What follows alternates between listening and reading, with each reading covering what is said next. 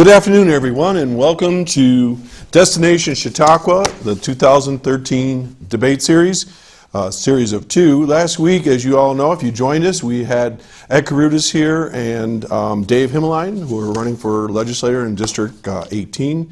And hopefully you enjoyed the program that we presented and had an opportunity to find out a little bit more about those gentlemen. I'd like to thank those gentlemen for coming in and taking time out of their week. Today we are going to have two more folks. We're going to have our guests today, Vince Horrigan and Ron Johnson, who will be debating for the position of County Executive.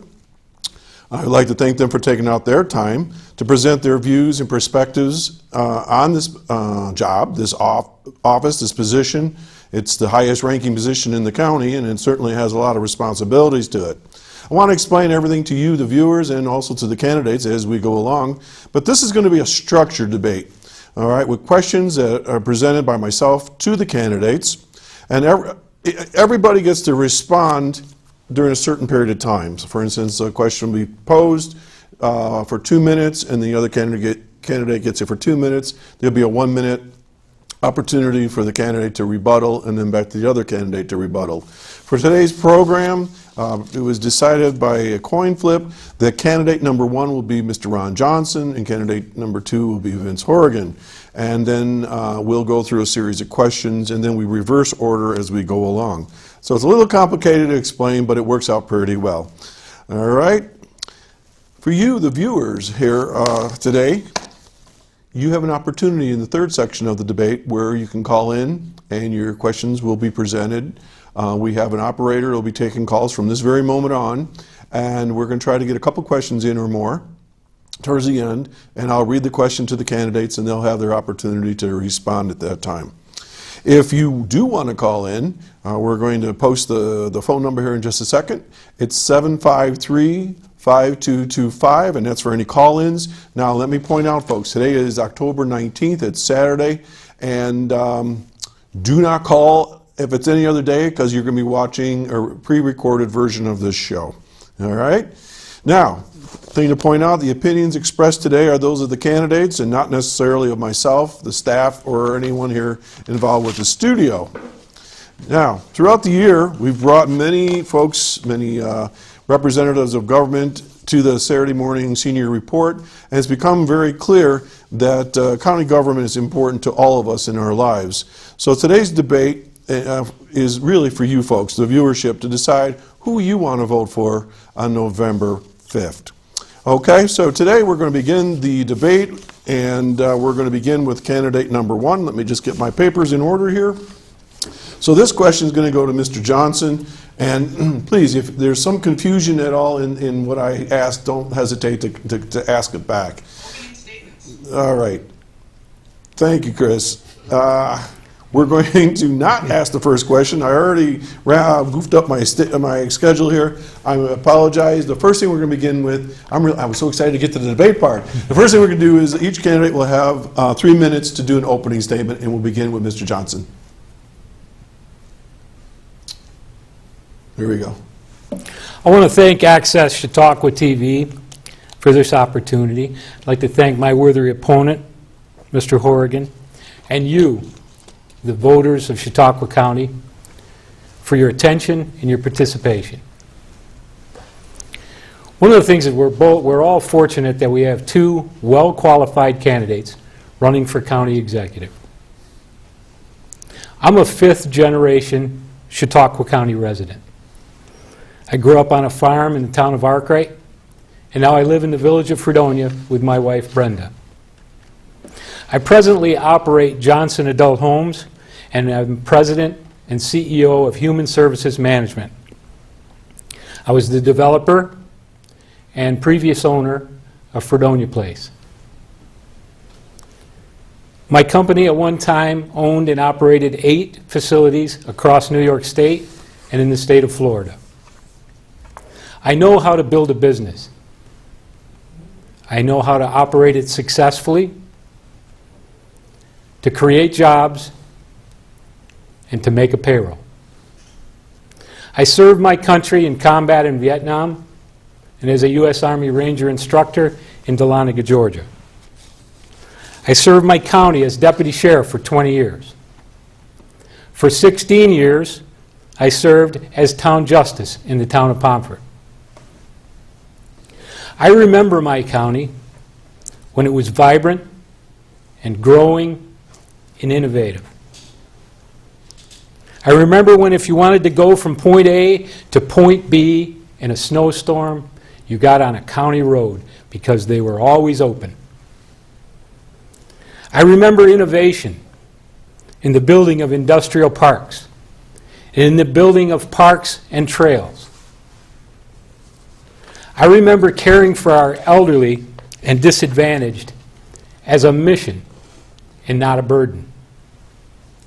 Our county has been in a steep decline for the past 8 years, and I come to ask you to allow me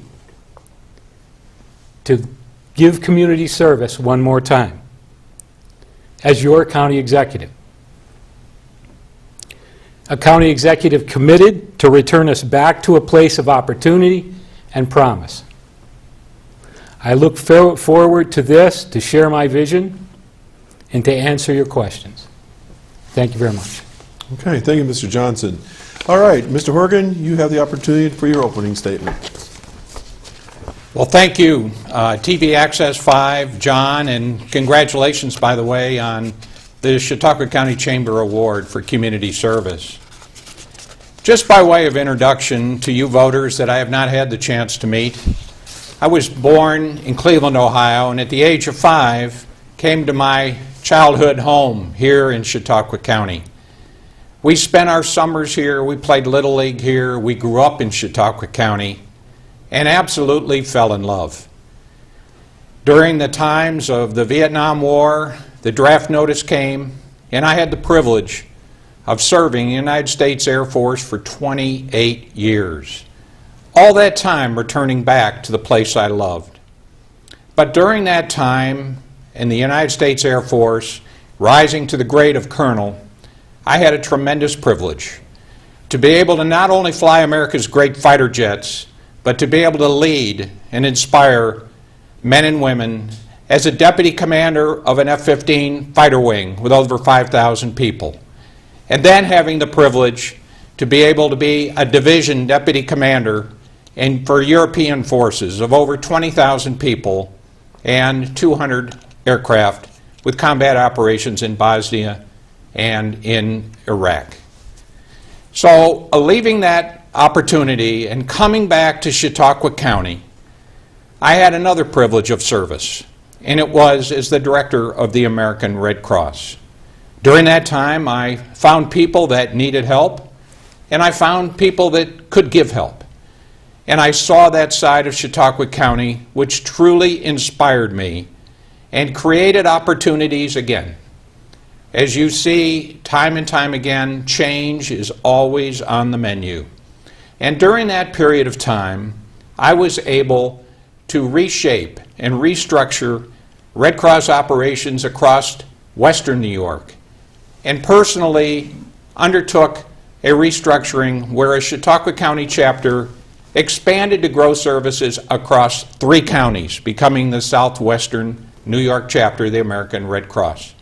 We grew opportunity, we expanded our capacity, and we delivered better services than ever before. Following that level of service, I chose again to serve as Chautauqua County legislator.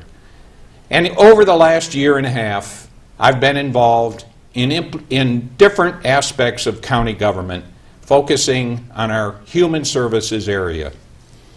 I found that my opportunities are going to work on keeping our taxes as low as we can, on creating welfare reform, and on growing our jobs by focusing on existing businesses. And I look forward to telling you more about that story during this debate. Thank you. Thank you, Mr. Horrigan. Okay, now we'll get to the debate questions. Sometimes I get ahead of myself. All right, gentlemen, here's the question. And I'll just put a little editorial in here. I've been following both of your campaigns. And Mr. Horrigan, I see that you have I think what you call a 3-point plan. And Mr. Johnson, what sticks out to me is the fact that you say, if you don't create 7,000 jobs, don't re-elect you the next time round. Those are the themes that I've been hearing lately. So here's the question. After 4 years of being the county executive, what will county government, what will the system, everything about us look like after 4 years in office? We'll begin with you, Mr. Johnson. Well, I want to correct something you said. I never said that I was going to create 7,000 jobs in my first 4 years. What I said is we will have more people working, and that I will be responsible for the results of my, and the way I will gear that responsibleness is by having more people working at the end of my term as I do in the first, or when I had to start with. And what I'm promising is that if I can't do it, I won't ask for your vote again. At the end of 4 years of my term, we are going to have a more cooperative government. We're going to have partnerships forged with the towns and villages, state and federal government, in order to find solution to these problems that we've continued to fight with over the last 7 or 8 years. And I plan on those partnerships making our solution come forward. Thank you. Thank you. Okay, Mr. Horrigan, same question. What will government look like after 4 years of you being county executive if so elected? Well, thank you. Chautauqua County government over the next 4 years will grow. Growth is essential. We'll growth in our tourism industry, and we'll grow in our industrial sector. We will not grow in our taxes. We cannot grow in the cost of government. We will be lean. My sincere hope is we will be able to privatize the Chautauqua County home to permit investment in jobs, investment in new levels of care, and investment by growing the tax base. We will also collaborate, but not just with our government partners, but with our not-for-profit partners as well. Government does not have the solution to every problem. We're here to provide the infrastructure. We're here to implement our plans, and that is essential. So we'll be a government that is stable in our tax base, but has growth in our jobs and attracting new business and working with existing business. All right, Mr. Johnson, you have a minute to respond or expand on your answer if you like. Well, we are going to have growth in this county because we can't use the same thinking. When we talk about economic development in this county, we have to rethink everything. We have to think of how we do business, who we do business with, and what the results is of that. I believe that we have not had results in the last 7 years, and I believe that we need to do something different. I have a new team, and we have a new look at how county government is going to operate. Okay, and Mr. Horrigan, you have an opportunity to rebut. Well, I would say rethinking. No, what we need to do is further develop. We need specifics in this area, and here they are. First of all, we're going to look at the top 100 businesses in Chautauqua County. We're going to determine the highest potential for growth, and then we're going to put together academic, we're going to put together technology, we're going to put together private investment, and we are going to focus on growing jobs with those businesses. Here's another specific thing we're going to do. We're going to engage our second homeowners. Many of these people are successful business leaders in Cleveland, in Pittsburgh, and outside the county. And we're going to entice them here. We're going to entice them to create spin-off businesses, supply chain businesses, to be able to use incentives such as our Startup New York tax-free options that are really a clear advantage. Of course, we'll use our industrial parks and the advantages they have. But we need specific answers and how we're going to get them here.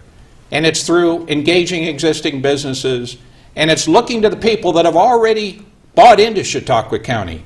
That's how we're going to get this growing. Thank you. Okay, gentlemen, if we can move on to another question, same topic regarding Chautauqua County and infrastructure.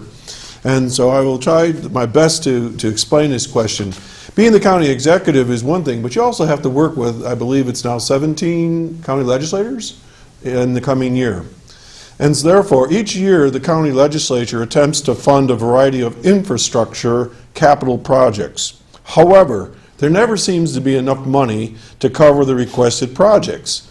How do we not fall behind in maintaining such things as our roads, our bridges, buildings, and services? How could we change this to support the infrastructure that we badly need to this day?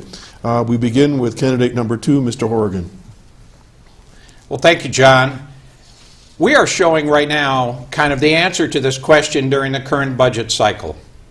We have been able to create efficiencies in the budget. We are investing $300,000 in this year's budget to be able to handle the infrastructure of our roads.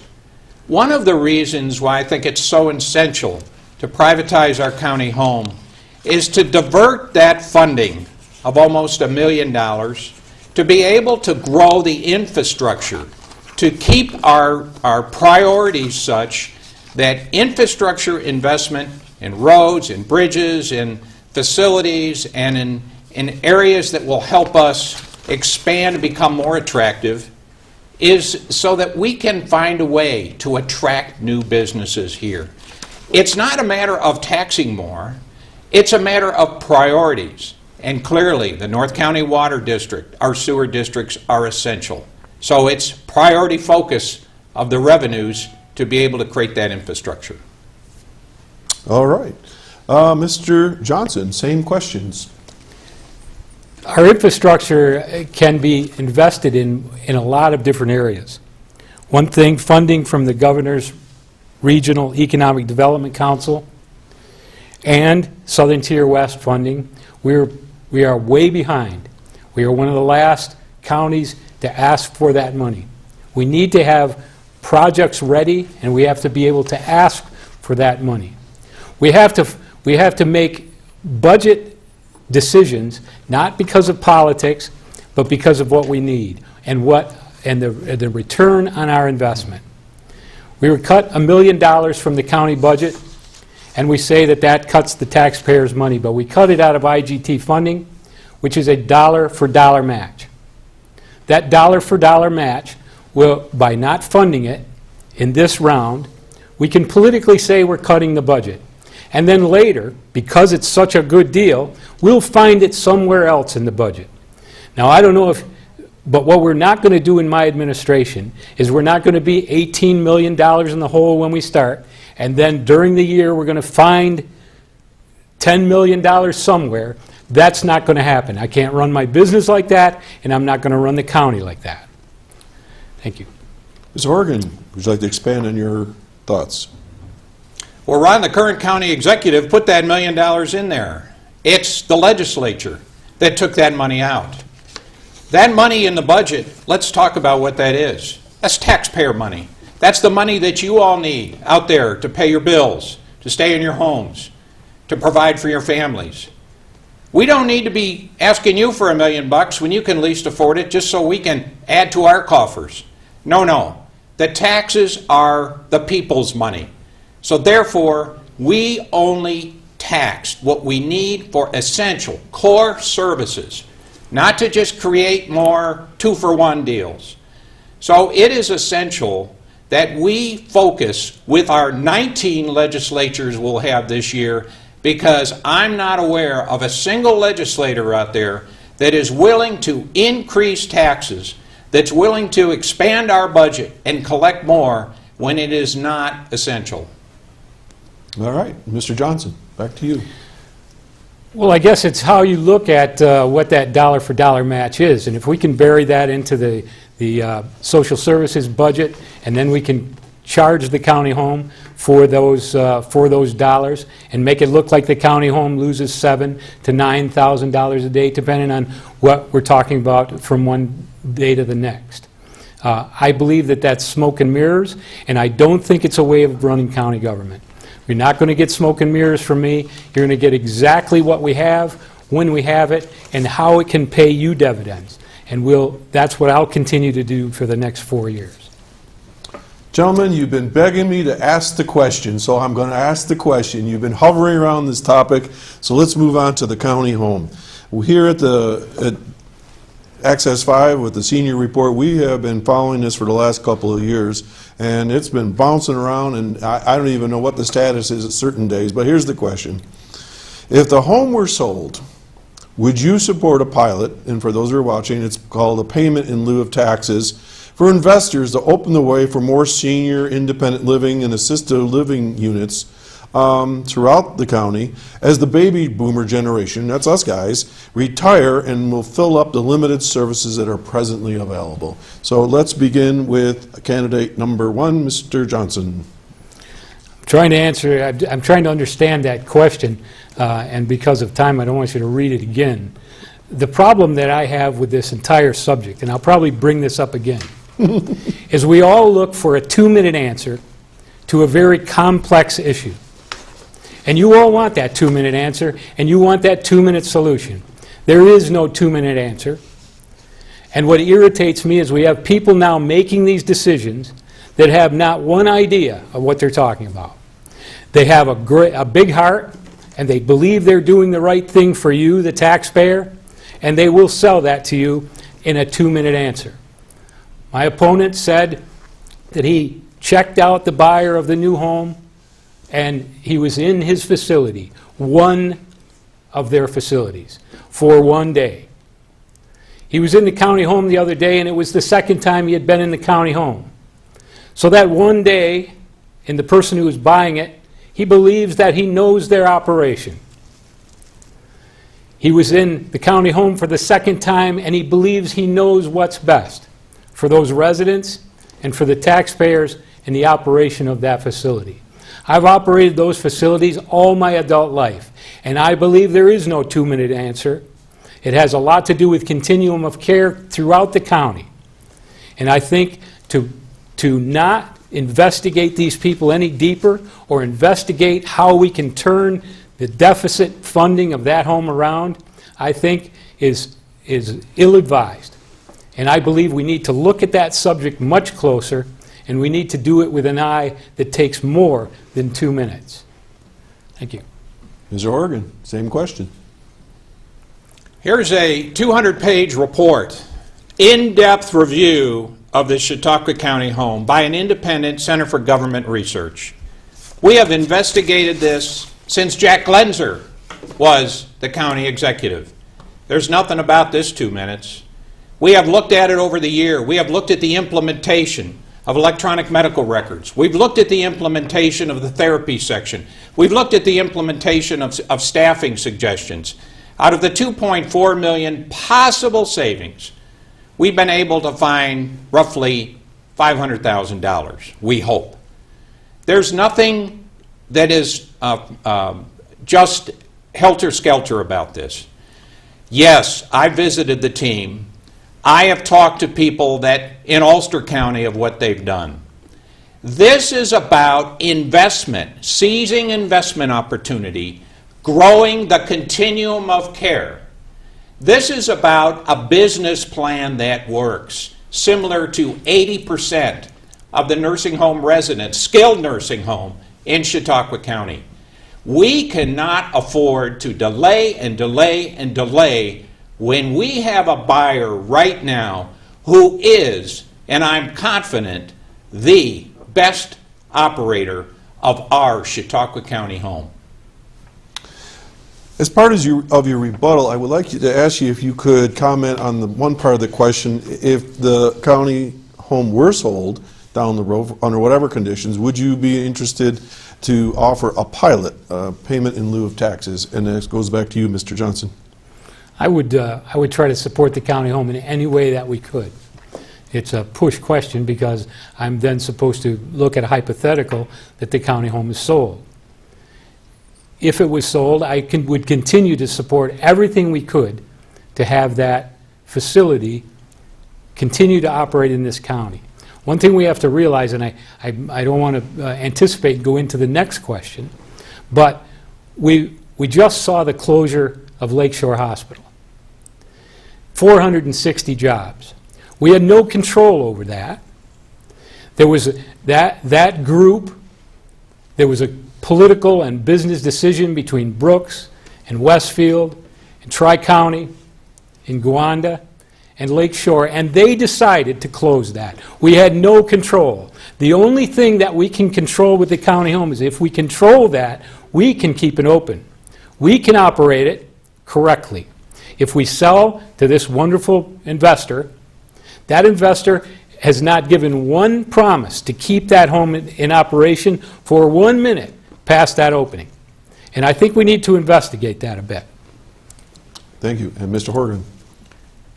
As far as the pilot goes, your question, I would hope that we are able to provide as much tax revenue as possible to the city of Dunkirk and the Dunkirk school system. So I would not be in favor of a pilot agreement. The operator of this home, not just an investor, he's an operator. And the track record's what's important. Intentions are important, but results count. And the operations and the investigation of what's been done at Ulster County, at Golden Hills, is clear. Incredible track record that he has turned around and done great work with this county home, public county home in Ulster County. Susquehanna facility is amazing. Absolutely amazing. The quality of care, the medical adult daycare, the therapy unit, it's amazing what they've done.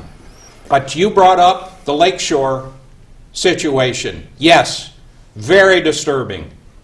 We have people that are going to need jobs. Where are we going to find those jobs for those people? An investor that comes in with $16.5 million says, I'm going to expand the level of care. There we could find opportunities for those people looking for jobs in Chautauqua County. Let's put them to work. Thank you. Thank you. Okay, let's kind of reverse the question, because the first question assumed that we were going to sell it. Now let's assume that you keep it. We all keep hearing the fact that you can't change the state laws and so forth. I think myself and the viewers want to know, if you were county executive and you didn't sell the home, it wasn't sold, how do you in the world do you get the state to change the laws? What would you want to see be done? And how do you make it so it's an even playing field with privately owned facilities? And we start with Mr. Horrigan on that one.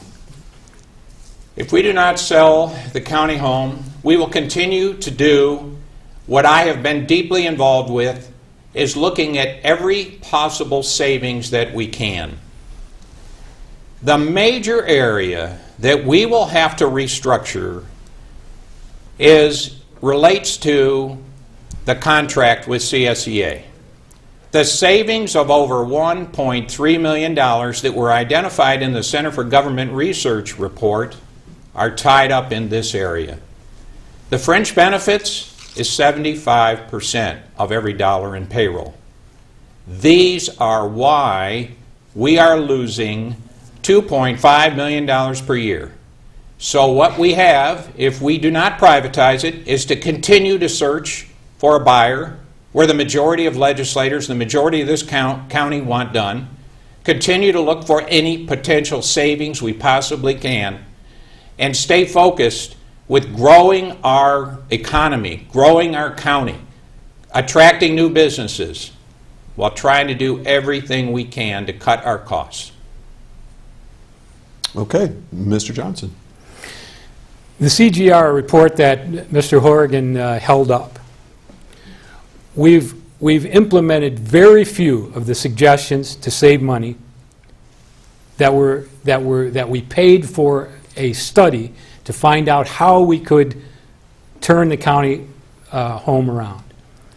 The report that Mr. Horrigan held up, we've done very few things that they suggested. Also, the county workers in the county home approached the county executive and wanted a dialogue on how they could find concession and save the county home. Those discussions broke down. Our current administration and the current labor force are not talking. We need to once again find our partners, those people that are doing this job, and help us find solution. And they will help us find solution. We can operate that home at a break-even or profitable condition. Chemung County, their county executive was for selling the home, but later on found that let's find how we can operate at a profit. Chemung County is contracted with private operators to work within the home, and it's projected that they will make $2 million this year on that change alone. Their home is smaller. It hasn't had the investment that we've already put in our county home, and I believe we can match those successes if we only stop looking at selling it and start looking at operating it. And that's what I plan to do. Thank you. Mr. Horrigan and Mr. Johnson, in your rebuttal, could you at least comment a little bit about the thought on changing the state laws that would allow the home to expand?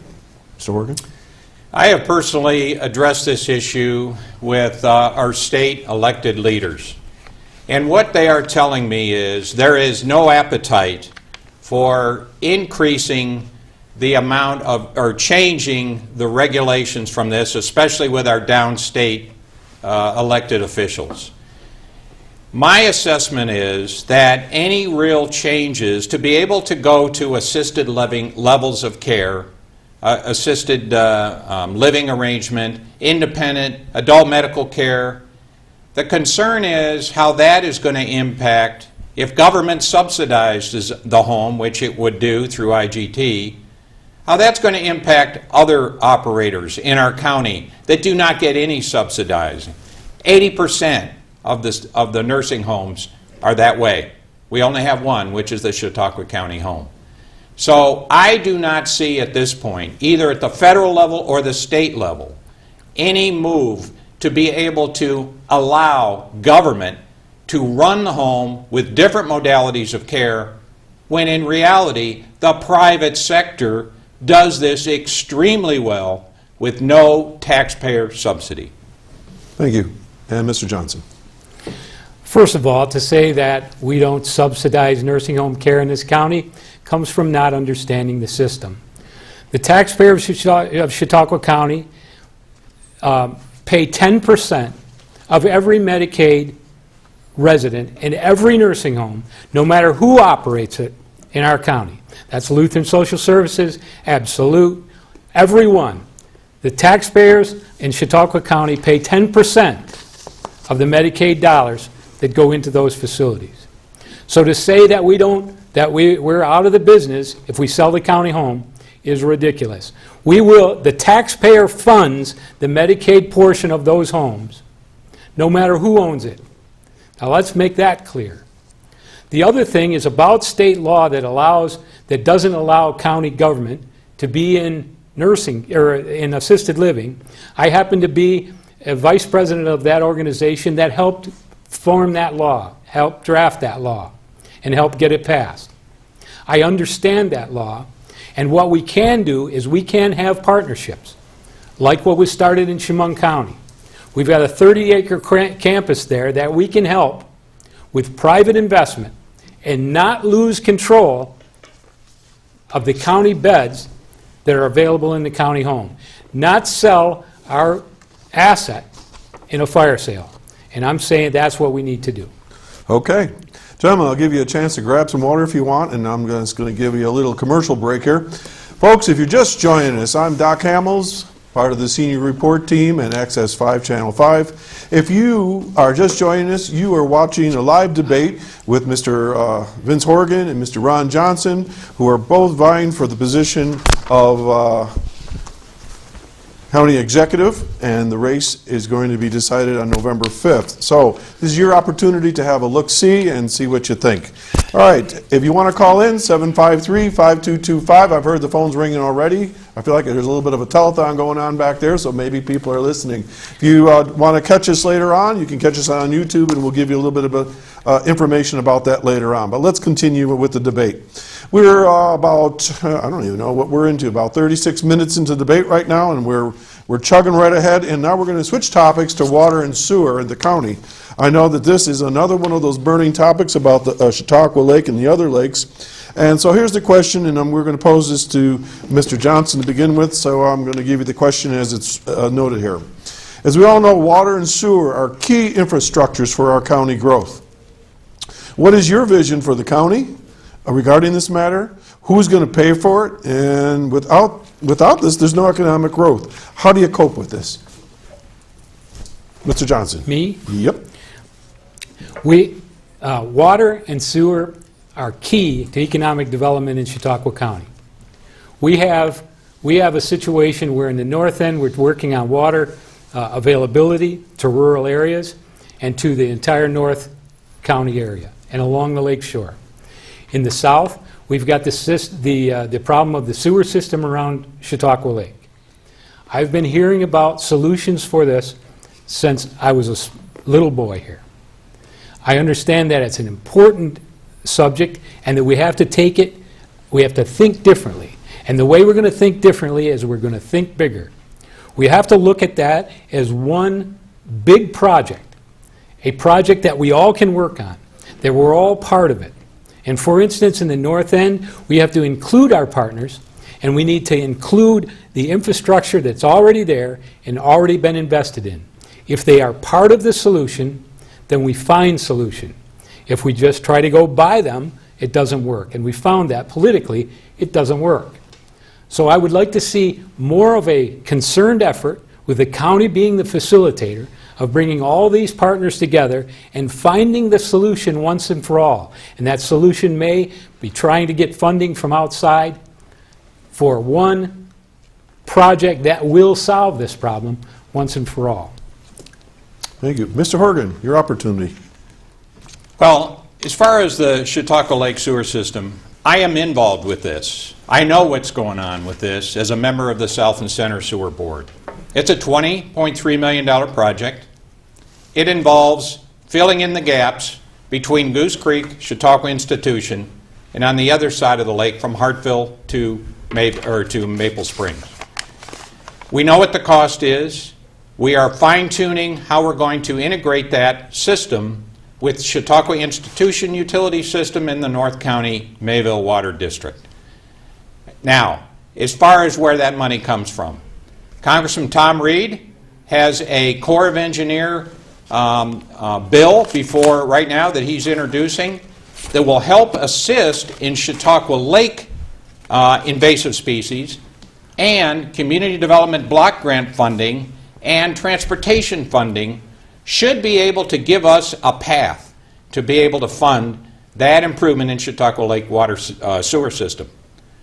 The ratepayers will have to step up as well because it will have to be connected just the way it was in the other part of the lake. So we're on track with that.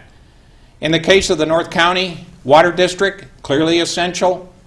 We have a consolidated funding application receiving high points. We'll get funding there. But then, once again, we'll have to develop the structure where the ratepayers are able to fund that very, very important project, which will actually result, I believe, in a reduction of rates when we have that regional infrastructure project.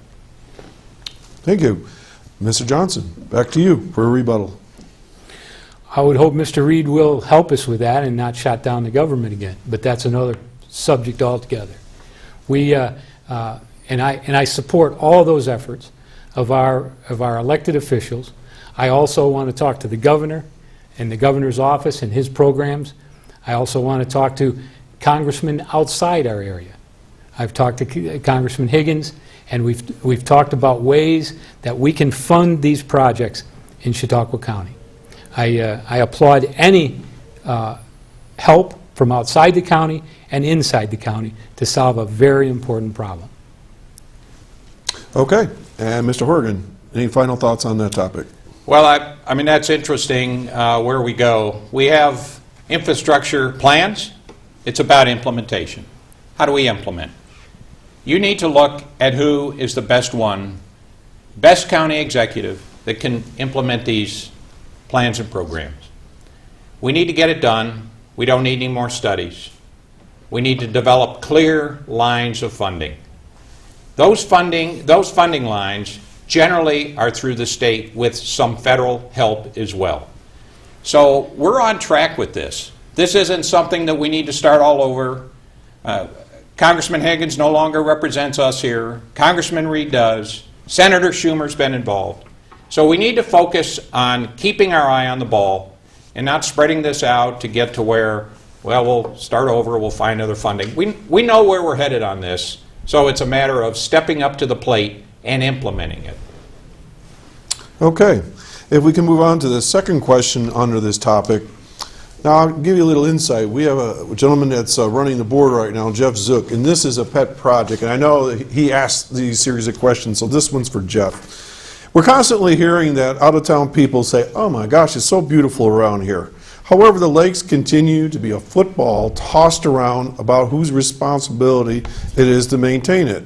With limited resources, and I know you've touched on it a little bit, what's your plan to revitalize the lake, clean up the sewer issues, and provide good drinking water? Because not everybody in this county has good drinking water. They got to buy it. But guys, who owns a lake? Who's responsible? I don't have the answer to that. And if we could start with Mr. Horrigan, we'll see what you have to say. You know, during the legislature debate on the floor, one legislator said, the state owns the lake. It's the state's problem. We all own that lake. Property owners own that lake. Towns and villages and municipalities around, they own that lake. The visitors own that lake. We all do. What we're really talking about is funding. Do the private property owners have a duty to step up? Absolutely. And they're doing that now. My goal is to implement a restructuring of something like a Chautauqua Lake Management Consortium, where municipalities will also buy in to help fixing this lake. We now have a submerged aquatic vegetation plan. It is almost ready for implementation. We need to implement. That submerged aquatic vegetation plan is going to address the lake in every different zone where different techniques will be used. So I am very confident that the solution is public, private. Yes, there will be some federal help, primarily state and local, is going to be able to put together this plan with permitting with the DEC. As far as clean drinking water goes, sure, that's always an essential, important element. Around Chautauqua Lake, we have some limited water districts. These are infrastructure. But we have to continue to move forward and ensure that the proper regulations are followed to make sure we're not contaminating the water we have. And I think we have a pretty good start on that. But once again, it's our environment that's essential to us and trying to create the right structure to get the funding in place. Thank you. Mr. Johnson, your views. I'm also in agreement that we have to do something to get it done. We've been talking about it, we've been studying it, we've been talking about it again, and we've spent money to study it again. I believe that our plan should be to where we go and how we finish it.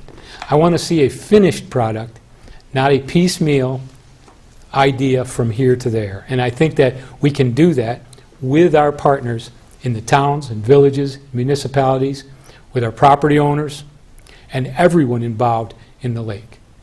And so that my vision different is that we need to have a big central picture in how we get water, clean water, and we save the lake by the sewer around the lake, and also initiatives to help farmers. So the runoff to the lake is also controlled. Thank you. In your follow-up comments, could you touch on a little bit about, let's get away from the lake, but other folks in the rest of the county, good water. Lots of people, towns are putting in infrastructure for water lines down 5 and 20 and 394 and 60 perhaps. How are we going to help all those folks get good water? Mr. Horrigan. I need to come back 1 minute though. In my tour of agriculture yesterday, we need to stop this idea that somehow the farmers are responsible for all this runoff going into Chautauqua Lake. Simply not true. The mitigation that's been done, Soil and Water has been on this, and they have done incredible work in the manure pits and other runoff to make sure that agriculture is part of the solution and not part of the problem. So I want to make that clear. As far as the overall quality of water, I think it so much varies. In some cases, we have sulfur issues. In other cases, we have other contaminants that are running in. And, you know, I would just say that municipality by municipality needs to address these issues. In the case of the lake and water, I mean, that's everybody coming together. So I think it's both a regional, it's a county problem, but yes, it's also a local problem. So that's where I would stand on the overall quality of water in Chautauqua County. Thank you. And Mr. Johnson. Yeah, and once again, I'd like to say that we have other lakes in this county other than Chautauqua, and Lake Erie shoreline is another place that needs attention. But once again, who owns the Lake Erie shoreline? I think we get back to that debate, but we own it. We have to do what we can for all the lakes in this area. As far as water, small municipal systems are finding, with ever-increasing federal and state regulations on the quality of water, they're finding it more and more difficult and more expensive to continue their operation. The problem what we've had with the North County water system is that we've disregarded some of the investment they have already made in their systems, and we should be able to use those as a resource. We do not want to stop the resources that we already have. We want to make them inclusive and find solution with all those municipal water systems and how we can find one comprehensive program. All right, thank you. All right. For the viewers, the gentlemen here, Mr. Horrigan and Mr. Johnson, know the topics of what I'm going to be asking about, but they don't have the exact questions. So these questions I'm throwing at them are fresh. They don't know where I'm coming from, and I think we're doing a good job, gentlemen. We're about halfway through the program. Once again, if you want to call in, folks, the phone has been ringing. I've heard it several times. If you have a question for these folks, call us at 753-5225. I'm Doc Hamels, and I'm happy that you're joining us here today during our debate. Okay, let's move on to something that is all near and dear to all of us, and that's taxes, employment, and the economy. You gentlemen both have touched on it in a variety of ways, but I'd like you to address this area where I keep hearing, and I haven't just heard it here at the studio, because I know Reed Powers will mention this quite often, but I've heard this from other folks. I'm hearing that Chautauqua County is the most taxed county in the United States per capita for its size, I suppose. All right? In other words, for counties similar to us in size.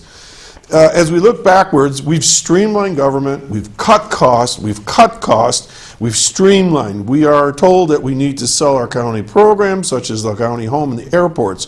How does this all translate into jobs when we have high taxes, we're cutting programs, and how do we get a thriving economy going when it seems to be going in the wrong direction? And let's start with Mr. Johnson. As we watch the administration of our county, we see people wring their hands. We see our county officials saying there's nothing we can do. High taxes, state mandates, deficit budgets. There's nothing we can do. We're powerless. As a businessman, I deal with those realities every single day. And then you have to do something else to grow your business. You have to go around those perceived weaknesses, and you have to find your strength, and you have to build on that. We cannot continue to cut core services to reduce our taxes. How has that worked for us? We've cut the 4-H, and we've cut, we had a maneuver where there was $500,000 added to senior programs. And then we cut half of that. And now we've cut all of that. And we continue to see this maneuvering when what we need to do is find solution. And I believe if we operate our county like a business, and we find solution, and we move around perceived weakness, and we do things, and we start to talk about how our county is the best county in the state instead of the worst, we can start to see growth. We need to bring people here and show them this county. They need to know that in most economic areas of the world, property in Chautauqua County is virtually free. But we don't talk about that. We talk about high taxes and state mandates. High taxes and state mandates are across the state, but we are lagging behind every other state in the recovery. We need to stop doing that. We need to start looking at the positive, and we need to start growing. Thank you. Mr. Horrigan, your opportunity. Me too. Me too, I want to grow. Me too, we need the taxes down. Let me give you some specific ideas on comments that were brought up. We've been able to restructure 4-H through a fund through the Community Foundation. $25,000 has been put in their budget over the last 2 years. They do a great job with fundraising. We've been able to solve that. As far as Office of the Aging goes, there was a $500,000 program put into that budget for senior nutrition, for home health care. I personally think we need to implement that, but over 2 years. That's because we have a waiting list. Why am I doing that? We're doing it because we've got to keep the taxes down. Even the governor in Startup New York, what's our problem? High taxes. Now he's got a task force to cut down taxes. We have got this issue that is clearly a detriment to Chautauqua County. Actually, we're the 8th highest taxed county as a percentage of mean home value. So what do we need to do? Yes, we need to address and show people our county, but guess what? They're here. They're second homeowners. There's incredible taxes that are being paid by people that are second homeowners. So we need to address them. We need to grow the county. How are we going to do that? We're going to look at our existing businesses. We're going to see what they need. We're going to grow them. And guess what? We'll celebrate successes. We'll create momentum. And we will return this county to growth. And we will use tourism and industrial and the jobs that we have, just like we're seeing, 12 and 13, a big increase in tourism. People love Chautauqua County. Let's move them on to the industrial sector as well. Thank you. Mr. Johnson, you have an opportunity to rebuttal. Like Mr. Horrigan said, I agree. We all want growth. We all want the best for everyone in the county, and we have different ways of approaching those problems. That's the difference between Mr. Horrigan and myself. And I hope that you will make that decision on November 5th. Okay, Mr. Horrigan, back to you. Same question or rebuttal. Well, I guess, my opponent's talking about a businessman and being a business. Of course, I was in a not-for-profit business for 10 years here in Chautauqua County. I signed the front of a paycheck as well. I know what it takes to be profitable as we grew. That operation doubled in size. But I would say if we're going to operate as a business, let's operate as a business. Let's get government on what shouldn't be. Let's put the private sector in charge of what it should be. Look at the incredible successes that we have with some of our skilled nursing homes and how they're organized and the business plan in Chautauqua County. Let's be true to ourselves. Let's operate as a business, because that's how we're going to grow this county. Thank you. Okay, thank you, gentlemen. Well, folks, we're down to about 35 minutes left in the debate. We still have one more question from me, and then we're going to have questions from you. I don't know what the questions are going to be, so it's going to be new to all of us here in a little bit, but I do have a question that we have that's here. All right, it's a follow-up to the whole area of taxes and employment and the economy.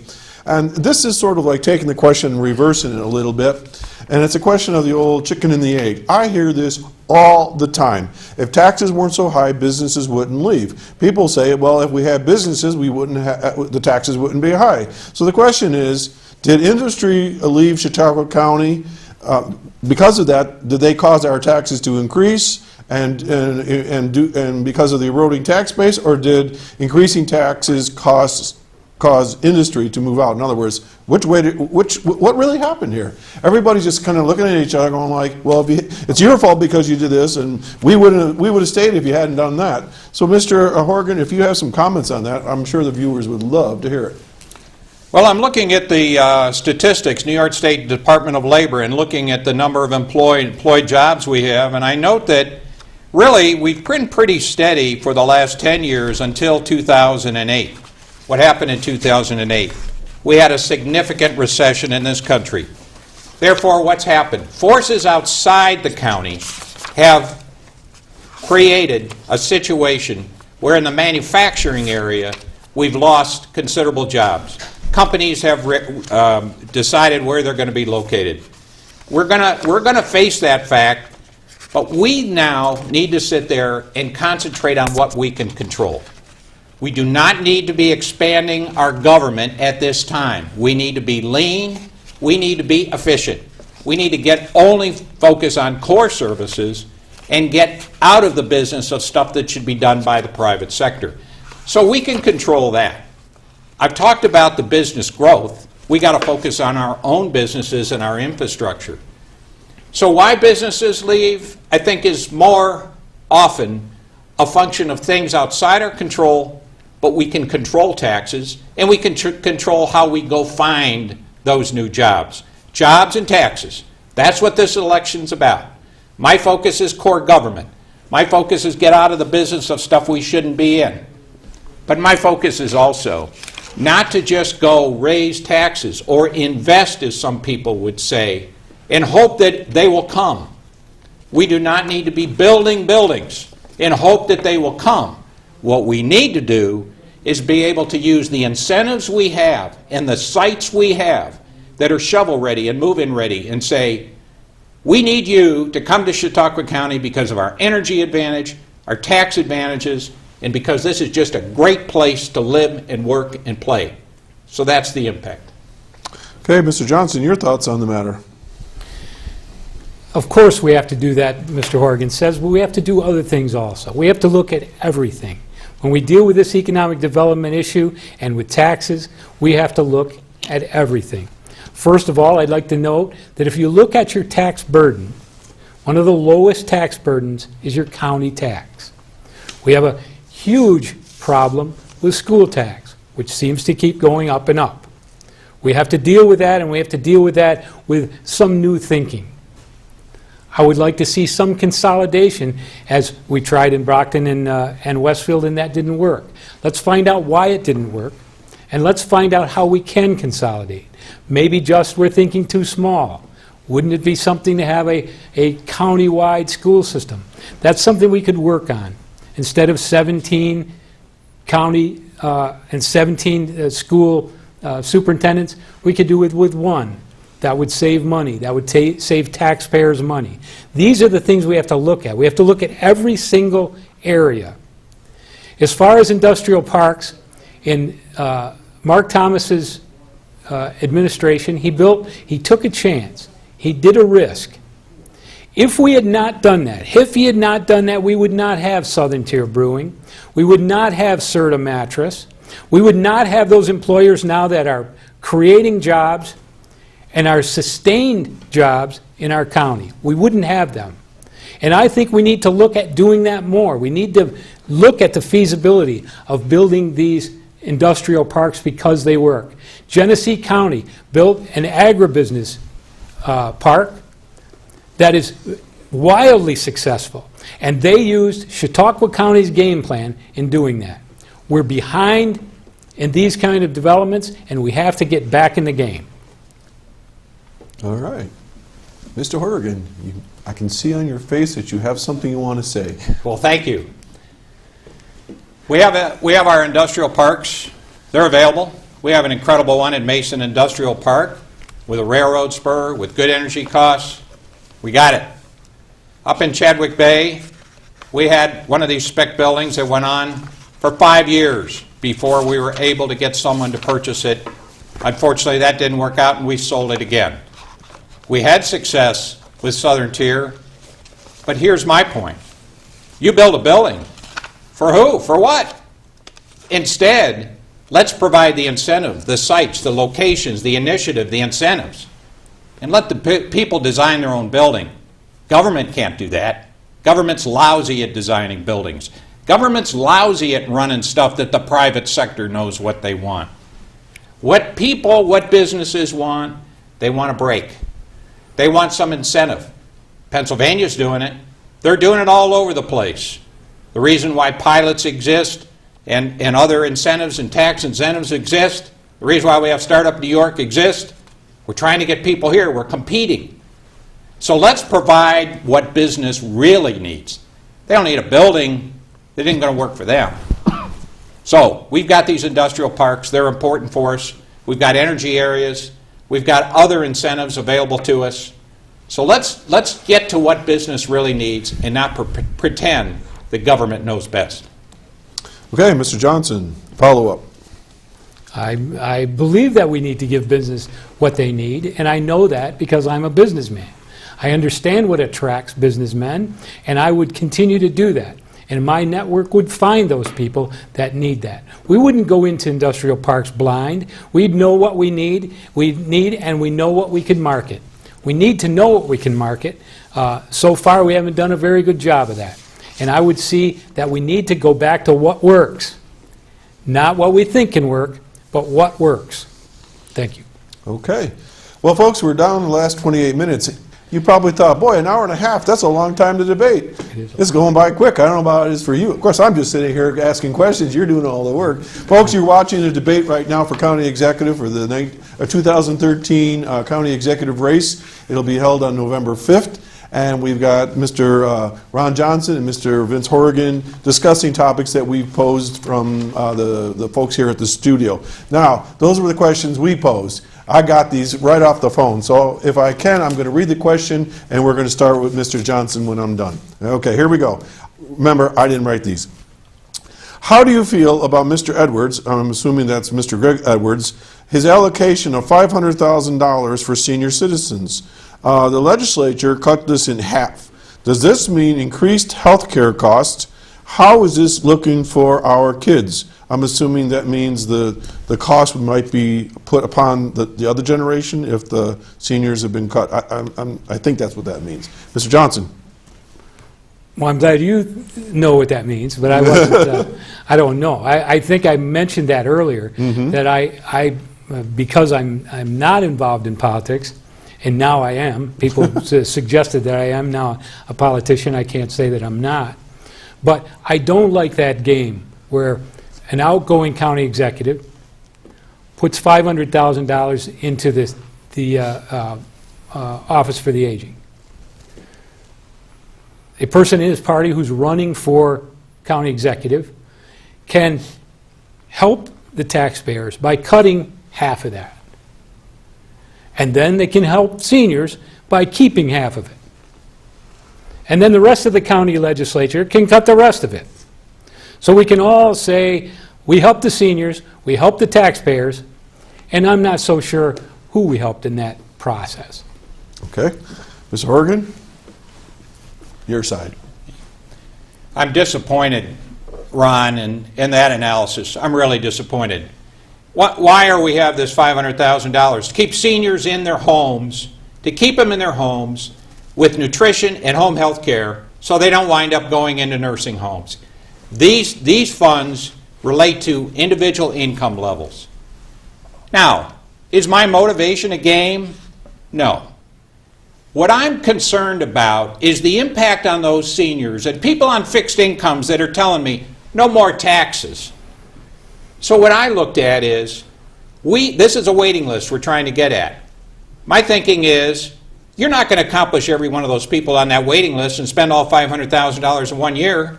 What you're going to do is take half the list, and you're going to work through. Some will be there, some won't. So my judge was, let's spend $250,000 each year over 2 years. We'll get to the $500,000. And on the budget hearings, I intend to put money back into this budget because it's all been taken out, not by me, but by members of the Audit and Control Committee.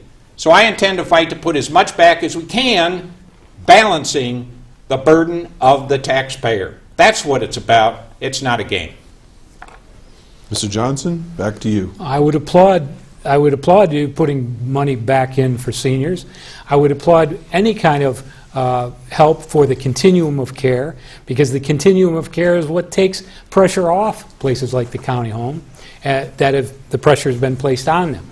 The county traditionally has cut funds for private enriched housing, private assisted living throughout the county. And they've continued to cut funds and programs from those very vital services.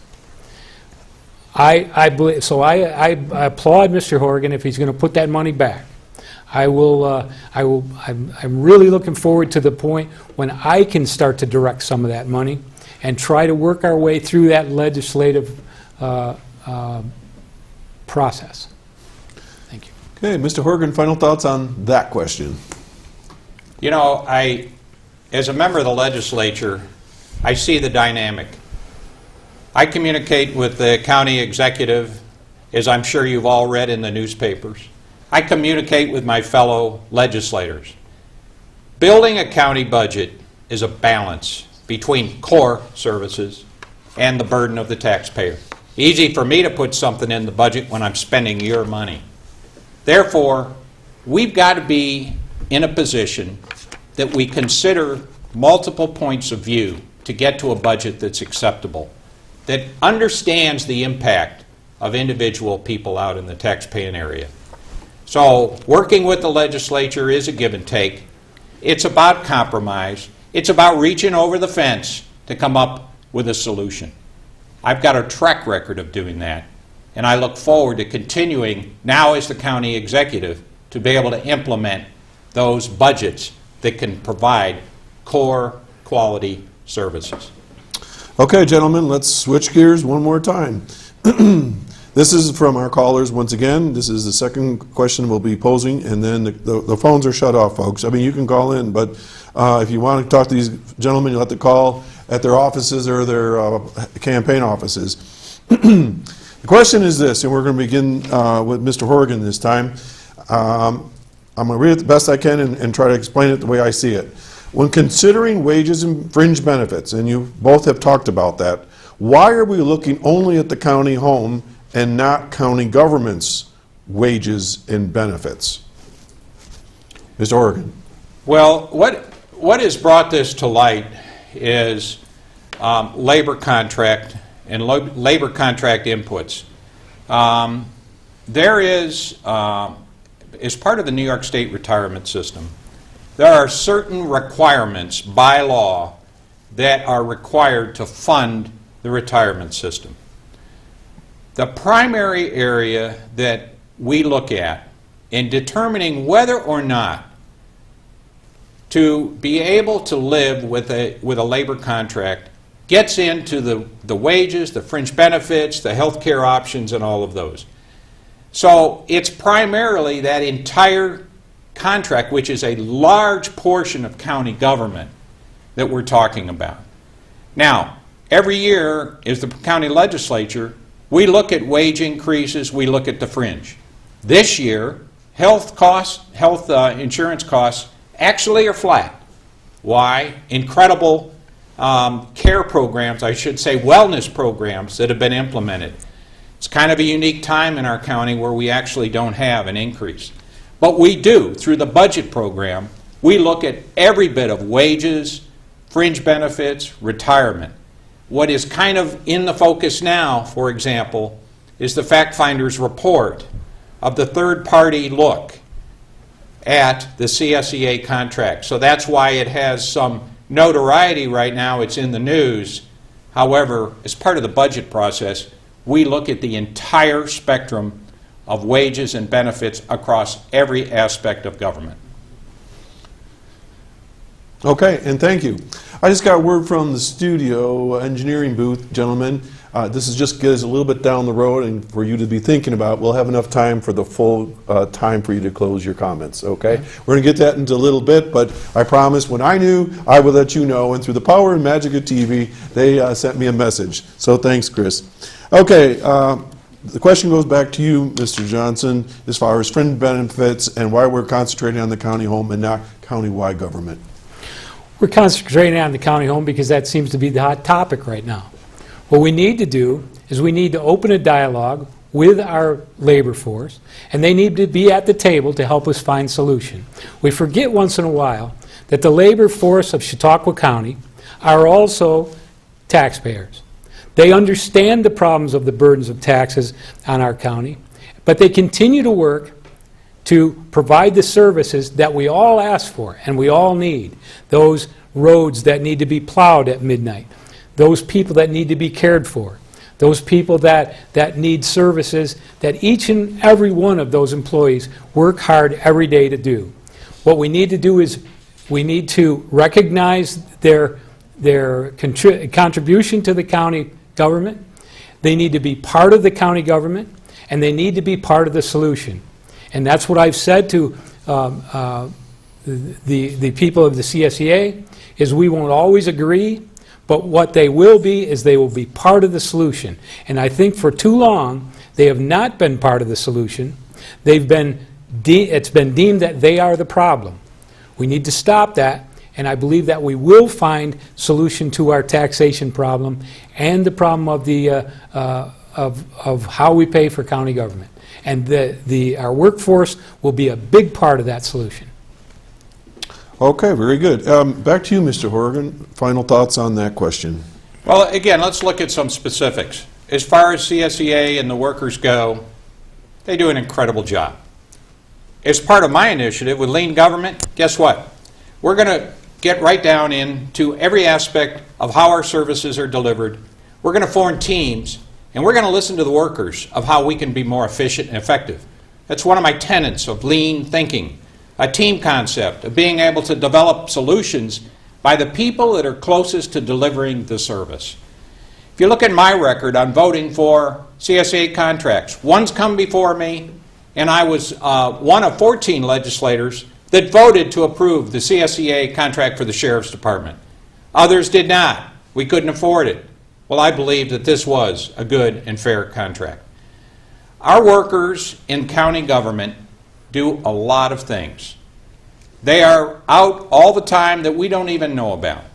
We've been able to keep the numbers employed under control to where it helps our tax base and helps our tax assessment, I should say, which that means the burden on each one is doing more. They're doing a lot. So how do we put together the right structure, the right compensation? There are ideas that I have. Unfortunately, I've been cautioned about any discussion of this as a member of the legislature due to labor law. But there will be an engagement by me, a fresh look at our contract negotiations. What I'm going to do is take where we were, get rid of it, and I'm going to start anew. Because, of course, the labor force is an essential element of how we get things done. Thank you, Mr. Horrigan. And Mr. Johnson, you get the last official rebuttal of the day. Once again, we have to recognize our county workers and the job they do in the county. When we talk about cutting positions, Mr. Horrigan talked about cutting positions, which increased the caseload of some of our workers. Last year, the county had to give back $1 million in child care funding because we couldn't get that money out. We couldn't do the job we needed to do. We need to look at that. The other thing that I want to say in the rebuttal is Google lean government. Don't think that it means that we just cut everything and that's what it is. It's a management system like Six Sigma that didn't work in Erie County, like CCP or CPP in Chautauqua County. It's a management system that costs money, and I think that if you want to look at that, Google those systems and find out what we're talking about when we say lean government. All right. Well, folks, we are come to the point we are done debating the questions, and we're now going to come to the point where each candidate will have 5 minutes uninterrupted by myself or anyone else to close out their position. We're going to start with Mr. Horrigan. So Mr. Johnson, if you want to catch your breath. Mr. Horrigan, if you need a drink of water, I'll keep talking for a second, or are you good to go? He's good to go. I'm good to go. All right, so ladies and gentlemen, Mr. Horrigan is going to close out his comments, and he has 5 minutes. Well, I need to pick up where my opponent just left off on lean government. We're not going to spend any more money on lean government. We're going to save money, okay? We did this in the United States Air Force very successfully when we went from a Cold War structure to a war on terror. We're not going to spend money, we're going to save money. That's what we're going to do. We're going to get value. We're going to put value for government. But back to the folks at hand, you the voters. You got a decision on November 5th. It's an important one. In the news we see Lakeshore Healthcare Center closing. We've seen the loss of Petrie and other companies, and we sit there and we say, where are we headed? What's the future? Well, the future's bright. And I'm here to say what really is before you when you go into that election booth. You're going to have to determine, who do I trust? Who is that inspiring leader that is going to lead us, that's going to implement, that's going to bring people together, and that has a plan, specific initiatives, not generalities. And I think you'll find, when you look at this, that Vince Horrigan is the right guy for that. As someone in the United States Air Force in very senior positions, looking at restructuring, looking at motivation and leadership, I have found that I have the experience, I've seen what it takes to be able to get the ball across the goal line. And that's what I intend to do. I will pledge to you that I will look at jobs and taxes. I'm going to keep your taxes down. I'm going to focus on core government services. I will not let the seniors down. As I said yesterday to our county home residents, I care about you. I want the best for you. And I want to say yes to an investor that's got $16.5 million, that wants to expand services. I want to say yes to people looking for jobs. That's where I say yes to expanding our tax base. We are also hopeful that NRG gets the go-ahead to be able to invest $500 million in the clean gas power plant. It is essential. So let's not turn our back on an investment opportunity as we look at that. I want to say yes to our employees who have ideas, who have solutions. I want to say yes to outcome-based government. We work at things, we throw money at things. Do we ever get the outcome we want? That's the question to you. Lean thinking gives us the ability for those closest to the service to come to solutions, not through spending money, but value. That's how we get where we need to go. That's how we get productivity, not working harder, but working smarter together. I want to say yes to the people that are in poverty. They need a better life. They want a better life, but they're stuck. They're stuck because our job readiness training, our work experience training are not where they need to be. I want to strengthen both of those. But guess who I want to bring to the table on that? Our businesses. Through subsidized training, listening to them of how we can match and fix employability initiatives. That's why I have made this job one for the last year, is I brought together services, service clubs, not-for-profit, businesses, government, to find solutions to those problems. And I want to say yes to jobs. You know how we're going to do it? We're going to look right here to our existing businesses. They're here. We don't have to go find them. We don't have to build parks for them.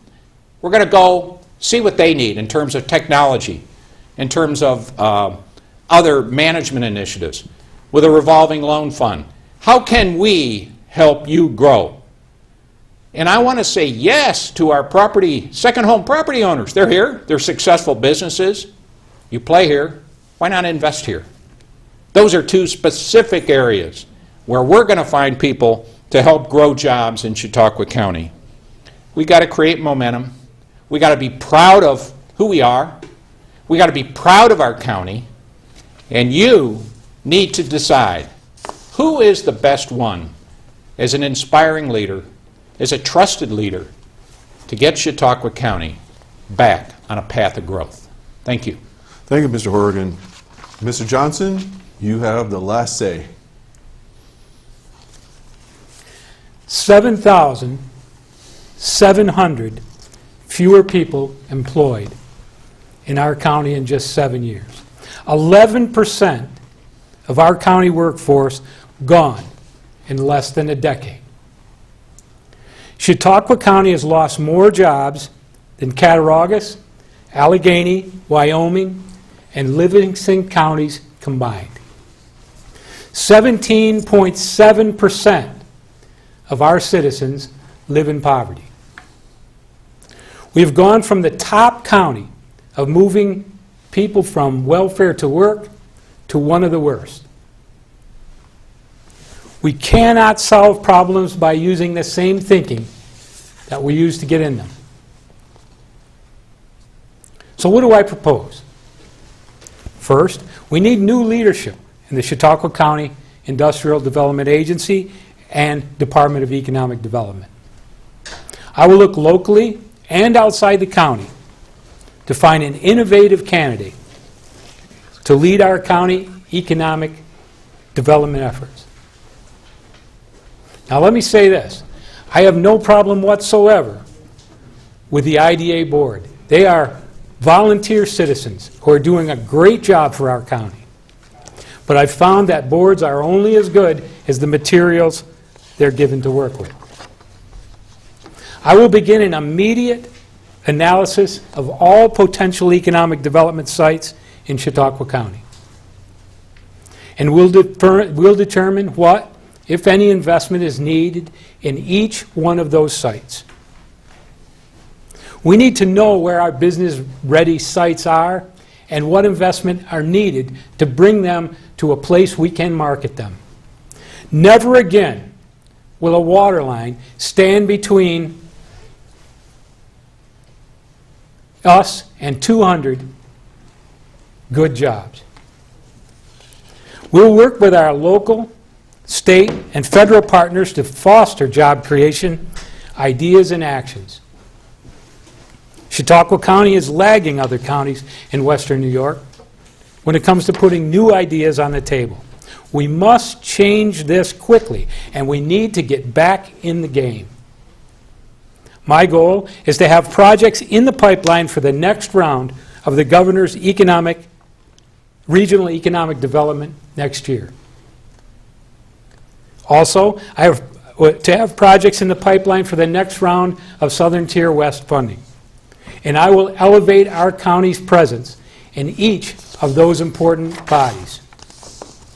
From day one, we will focus on Startup New York and work to identify opportunities that utilize the important program associated with Fredonia State and our 2 Jamestown Community College campuses. We will look into the feasibility of new industrial, business, technology parks, especially in agribusiness and technology. Water could be the job creation savior of the North County, and it will help in the South. We need to examine all ways the county can work with local, state, and federal partners in getting this very important job done once and for all. Vince Lombardi once said that some of us will do our jobs well. Some of us will not.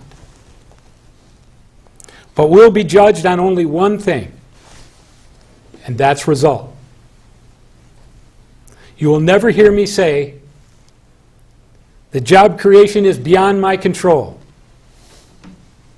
that tax relief is beyond my control, that problems with our county are beyond my control. I pledge that if I'm elected and we don't add jobs during the first term, I will not seek re-election. I will not ask you to vote for me again. You should demand results of your elected officials, and I will demand results from myself and my team. If I don't produce those results, I will not ask you to vote for me again. The last 7 years have been a disaster in our county, and we simply cannot accept more of the same. If you want a new approach a committed effort to turn this job-hemorrhaging local economy around, then I respectfully ask you for your vote, for your support, and your prayers, because we're all in this together. Thank you very much. Thank you, Mr. Johnson. Well, folks, there you have it. I want to thank Mr. Johnson and Mr. Horrigan for joining us today. I want to thank those of you, the viewers that have joined us, and I hope that this was informative and helps you make your decision on Election Day. I want to thank those that called in. I know there was more than just a couple of you, but perhaps the questions were similar to the questions that we posed. The special thanks goes out to Chris Burt. He's the fellow that was running around here.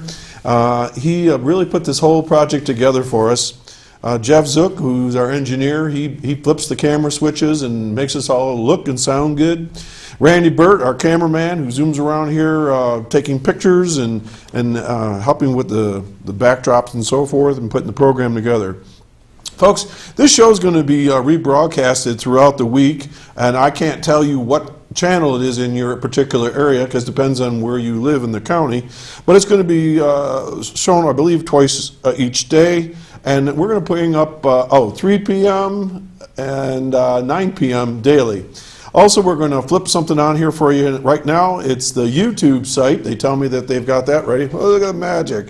All right, it's smart URL, that's all one word, .it, and then the backslash Chautauqua County Debate, the CC Debate 2013. If you want to see this again or share this with your friends, if you want to shoot it to Facebook, whatever you want, we encourage everybody to have a look at our candidates before us today, because this is a huge decision. This is a lot riding on this election. We hope the debate was informative and gave you the opportunity to learn about each candidate and where he stands on a variety of issues.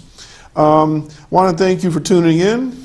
I'm Doc Hamels, and I look forward to all of you joining us again on the Senior Report with Reed Powers. If you haven't seen it before, it's every Saturday morning from 9 to 10. We have a variety of guests each week.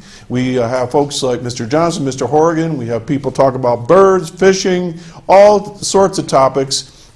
And it's also a live call-in show where you can express your opinions and so forth. If you like today's program, drop us a line, give us a call, let us know if you'd like to see more kinds of programs like this, because it's important to us.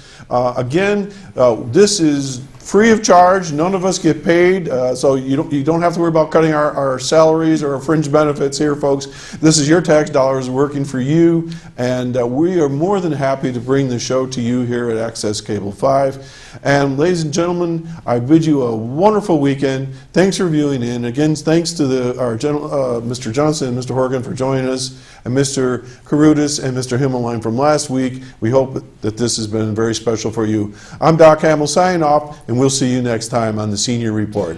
Thank you. Good job. Thank you. Good job, too. Yeah.